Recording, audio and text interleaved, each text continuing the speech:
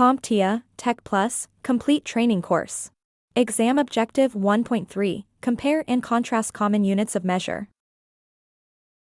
Up until now, we have been referring to a single 0 or 1 as a binary digit, but a more common name for this quantity of data is a bit.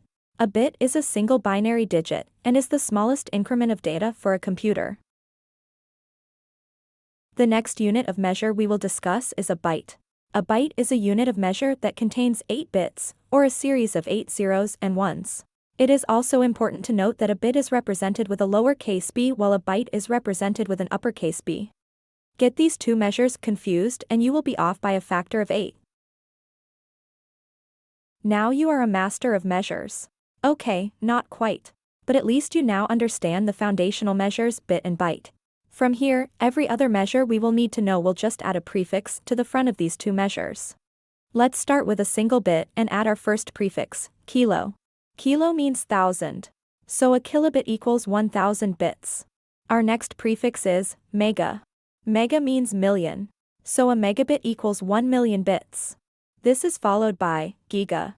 Giga means billion. So a gigabit equals 1 billion bits. Then, tera. Tera means trillion. So a terabit equals 1 trillion bits. The last prefix we need to know for the CompTIA Tech Plus exam is peta. Peta means quadrillion. So a petabit equals 1 quadrillion bits. These same exact prefixes also apply to the base measure of byte.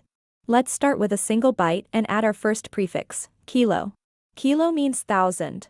So a kilobyte equals 1000 bytes. Our next prefix is mega. Mega means million. So a megabyte equals 1 million bytes. This is followed by giga. Giga means billion. So a gigabyte equals 1 billion bytes. Then, tera. Tera means trillion. So a terabyte equals 1 trillion bytes. And then there is peta. Peta means quadrillion. So a petabyte equals 1 quadrillion bytes.